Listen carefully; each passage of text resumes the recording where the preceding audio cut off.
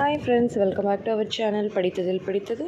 இன்றைக்கி நம்ம படித்ததில் பிடித்தது சேனலில் பார்க்க போகிற முக்கியமான வீடியோ எதை பற்றி அப்படின்னு பார்த்தீங்கன்னா, இன்றைக்கி நம்ம பார்க்க போகிற வீடியோ ப்ரெக்னென்சி ட்ரை பண்ணிகிட்ருக்கிறவங்களுக்கு ரொம்ப முக்கியமான ஒரு வீடியோ. நம்ம ஒவ்வொரு மாதமுமே இந்த வீடியோ நம்ம தொடர்ந்து போடுறது தான். பட் இடையில ஒரு மந்த் போட முடியாமல் போயிடுச்சு.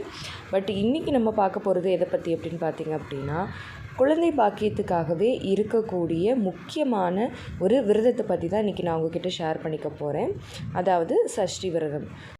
அதாவது இந்த வர ஜூன் மாதத்திற்கான வளர்பிறை சஷ்டி விரதம் என்றைக்கு வருது, நீங்கள் என்றைக்கு சஷ்டி விரதம் இருந்தால் குழந்தை பாக்கியம் நிச்சயம் கிடைக்கும் அப்படிங்கிறது தான் இன்றைக்கி நான் உங்களுக்கு இந்த வீடியோவில் ஷேர் பண்ண போகிறேன்.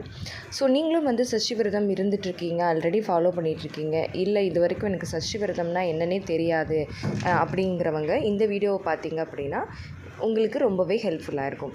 ஸோ ப்ரெக்னென்சி ட்ரை பண்ணுறவங்க எல்லாருக்குமே இந்த வீடியோ நிச்சயமாக யூஸ்ஃபுல்லாக இருக்கும். வீடியோவை ஸ்கிப் பண்ணாமல் கடைசி வரைக்கும் பாருங்கள். அண்ட் வீடியோக்குள்ளே போகிறதுக்கு முன்னாடி நம்ம ஆரோக்கிய உணவை பற்றின ஒரு சின்ன இன்ஃபர்மேஷன்.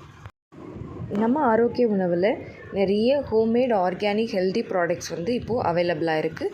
எல்லாமே ஃப்ரெஷ் பேட்சாக ஹைஜீனிக்காக ரொம்ப ஒரு நல்ல முறையில் உங்களுக்கு நாங்கள் செஞ்சு கொடுத்துட்ருக்கோம். நம்மக்கிட்ட இருக்கிற எல்லா traditional rice varieties, millet varieties எல்லாமே பார்த்திங்க அப்படின்னா எல்லாமே பாலிஷ்டு கிடையாது. நம்ம எல்லாமே செமி பாலிஷ்டாக நல்ல முறையில் இன்ஸ்டண்ட்டாக அதை எப்படி எடுத்துக்கிட்டால் உங்களுக்கு சத்து சேருமோ அந்த வகையில் நாங்கள் பண்ணி கொடுத்துட்ருக்கோம். ஸோ நீங்களும் இந்த மாதிரி ஒரு ஹெல்த்தியான ஆர்கானிக் ப்ராடக்ட்ஸை வாங்கி பயன்படுத்தி பார்க்கணும் அப்படின்னு நினைக்கிறீங்க அப்படின்னா அதுக்கான மெனுவை தான் இப்போ நீங்கள் பார்த்துட்ருக்கீங்க.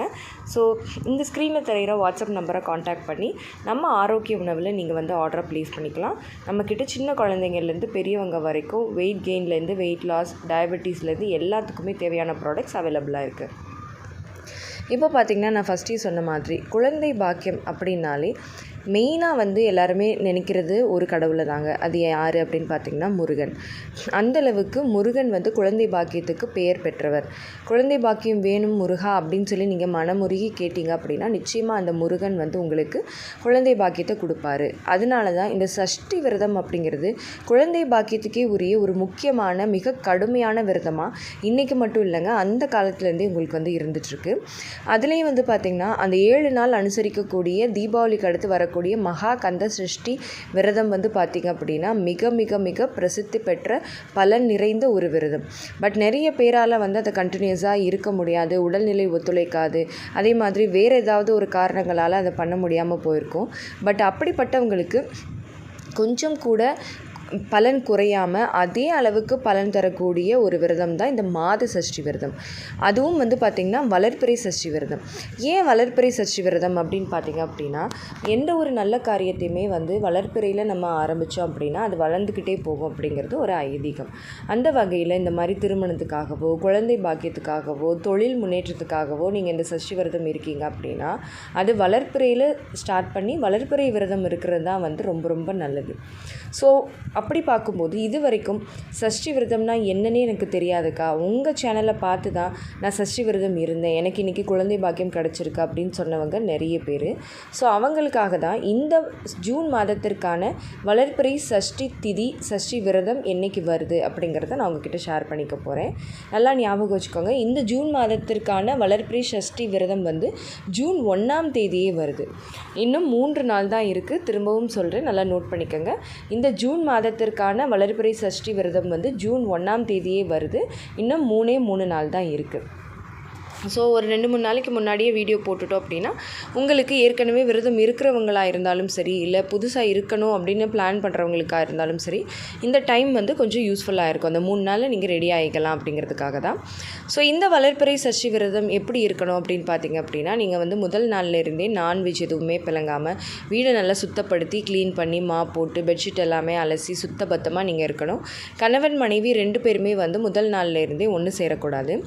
சஷ்டி விரதத்தன்னைக்கு அதாவது ஜூன் 1ஆம் தேதி காலையில் 6 மணிக்கு சூரியன் உதயம் ஆகிறதுக்கு முன்னாடியே நீங்கள் தலைக்கு குளித்து ரெடி ஆயிடணும்.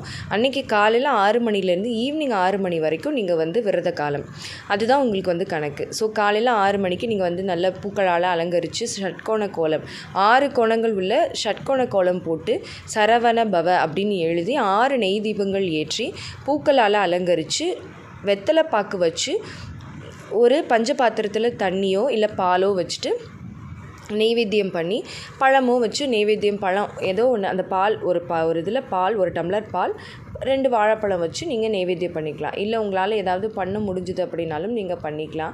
அது உங்களோட வசதியை பொறுத்தது. பட் வெத்தலை பாக்கு கம்பல்சரி. இது எல்லாத்தையுமே வச்சு காலையிலேயே நீங்கள் வந்து விரதத்தை ஸ்டார்ட் பண்ணிடணும். முருகா எனக்கு வந்து இந்த குழந்தை பாக்கியத்தை எவ்வளோ சீக்கிரம் கொடுக்க முடியுமோ அவ்வளோ சீக்கிரம் கொடு. நான் ஒவ்வொரு வளர்ப்பிறைக்கும் நான் வந்து சஷ்டி விரதம் இருக்கேன் அப்படின்னு சொல்லி நீங்கள் வேண்டிக்கிட்டு விரதத்தை ஆரம்பிக்கணும். இந்த விரத முறைகள் அப்படின்னு பார்த்தோம் அப்படின்னா அதில் வந்து நிறைய விரத முறைகள் வந்து இருக்குங்க. அதில் முதல் வந்து பார்த்திங்கன்னா மிளகு விரதம். அதாவது பார்த்திங்கன்னா பட்டினி விரதம் இருப்பாங்க. அதாவது பச்சை தண்ணி கூட குடிக்காமல் விரதம் இருப்பாங்க. இல்லை தண்ணீர் மட்டுமே குடிச்சிக்கிட்டு விரதம் இருப்பாங்க. அது இல்லாமல் இந்த மிளகு விரதம் அப்படின்னா 3 வேளையுமே ஒரு மிளகு, இல்லை காலையில் விரதம் ஆரம்பிக்கும் போது மட்டும் ஒரு மிளகை சாப்பிட்டுட்டு தண்ணி குடிச்சிக்கிறது. அன்றைக்கி ஃபுல் டே வந்து தண்ணி மட்டுமே குடிச்சிட்டு அப்படியே விரதமாக இருக்கிறது. அது வந்து மிளகு விரதம் அப்படின்னு சொல்லுவாங்க. அதுக்கப்புறம் துளசி தீர்த்தத்தை மட்டுமே குடிச்சிட்டு இருக்கிற விரதம் துளசி விரதம். அதுக்கப்புறமா பார்த்திங்கன்னா பழம் 3 வேளையுமே ஒரே ஒரு பழம் மட்டும், அது ஏதோ ஒரு வாழைப்பழம், ஒரு ஆப்பிள், இல்லை ஒரு மாதுளம்பழம், எதுவாக வேணால் இருக்கலாம். ஆனால் ஒரு பழம் தான் சாப்பிடணும். அதுதான் வந்து பழ விரதம். அதுக்கப்புறம் 3 வேளையுமே பால் மட்டும் குடிச்சிக்கிறது பால் விரதம். 3 வேளையும் இளநீர் மட்டுமே குடிச்சிட்டு விரதம் இருக்கிறது இளநீர் விரதம். இல்லைனா ஒரு கிளாஸ் பால் ஒரு பழம் பால் பழ விரதம் அப்படின்னு எடுத்துக்கலாம். எனக்கு தெரிஞ்சு ப்ரெக்னென்சி ட்ரை பண்ணுறவங்க இந்த பால் பழ விரதம் வந்து ட்ரை பண்ணால் நிச்சயமாக நல்ல ரிசல்ட் கிடைக்கும். அவங்களுக்கு வந்து ரொம்ப கஷ்டமாகவும் இருக்காது. அதாவது புதுசாக நான் இப்போ தான் வந்து விரதம் இருக்கேன் அப்படிங்கிறவங்களுக்கு இது ரொம்ப பெனிஃபிட்டாக இருக்கும். அதுக்கப்புறமா வந்து பார்த்திங்க அப்படின்னா என்னால் இந்த மாதிரியெல்லாம் எந்த விரதமுமே இருக்க முடியாது அப்படிங்கிறவங்க ஒரு பொழுது, அதாவது காலையில் மட்டும் சாப்பிடாமல் விரதம் இருந்துட்டு மதியம் நல்லாவே நீங்கள் வந்து இலை சாப்பாடு போட்டு விரதத்தை சாமிக்கு படைச்சிட்டு நீங்கள் வந்து விரதம் முடிக்கிறது. இல்லைன்னா 3 வேளையுமே வெறும் டிஃபன் ஐட்டம், இட்லி மட்டும், இடியாப்பம், தோசை அந்த மாதிரி டிஃபன் ஐட்டம் மட்டும் சாப்பிட்டுக்கிறது.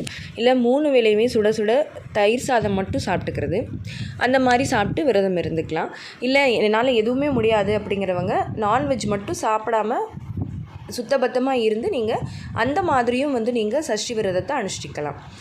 ஈவினிங் 6 மணியோட நீங்கள் நெய்வேத்தியம் பண்ணி வீட்லேயும் நெய் விளக்கு போட்டு சாமி கும்பிட்டுட்டு பக்கத்தில் இருக்கிற முருகன் ஆலயத்துக்கு போய் அங்கேயும் நெய் தீபம் போட்டு சாமி கும்பிட்டுட்டு நீங்கள் விரதத்தை முடிச்சுக்கலாம். 6 மணிக்கு மேலே லைட்டாக டிஃபன் மட்டும் சாப்பிட்டுட்டு நீங்கள் வந்து விரதத்தை முடிச்சுட்டு நீங்கள் தூங்கிக்கலாம். மற்றபடி வந்து பார்த்திங்க அப்படின்னா நீங்கள் வந்து ரெமெடிஸ் ஃபாலோ பண்ணுறவங்க, ட்ரீட்மெண்ட்டில் இருக்கிறவங்கலாம் பால் பழ விரதம் வந்து தாராளமாக இருக்கலாம். ஸோ இந்த மாதிரி முறையில் நீங்கள் வந்து முழு மனதோட இந்த சஷ்டி விரதத்தை இருந்தீங்க அப்படின்னா நிச்சயமாக வந்து உங்களுக்கு குழந்தை பாக்கியம் அப்படிங்கிறது உறுதியாக கிடைக்கும். அதனால தானே அந்த காலத்தில் சட்டியில் இருந்தால் தானே அகப்பையில் வரும் அப்படின்னு சொல்லுவாங்க. அதாவது சஷ்டியில் விரதம் இருந்தால் அகப்பையான கருப்பையில் குழந்தை பாக்கியம் கிடைக்கும் அப்படிங்கிறது ஒரு ஐதீகம். ஸோ முழு மனதோடு நீங்கள் இந்த சஷ்டி விரதத்தை இருந்தீங்க அப்படின்னா நிச்சயமாக உங்களுக்கு குழந்தை பாக்கியம் கிடைக்கும். அண்ட் இந்த வீடியோ கண்டிப்பாக உங்களுக்கு யூஸ்ஃபுல்லாக இருந்திருக்கும்னு நினைக்கிறேன். இந்த வீடியோ உங்களுக்கு யூஸ்ஃபுல்லாக இருந்திருந்தால் மறக்காமல் லைக் பண்ணுங்கள், கமெண்ட் பண்ணுங்கள். உங்கள் ஃபேமிலி அண்ட் ஃப்ரெண்ட்ஸுக்கும் இந்த வீடியோவை மறக்காமல் ஷேர் பண்ணுங்கள். அப்போ தான் எல்லாருக்குமே ரொம்ப யூஸ்ஃபுல்லாக இருக்கும்.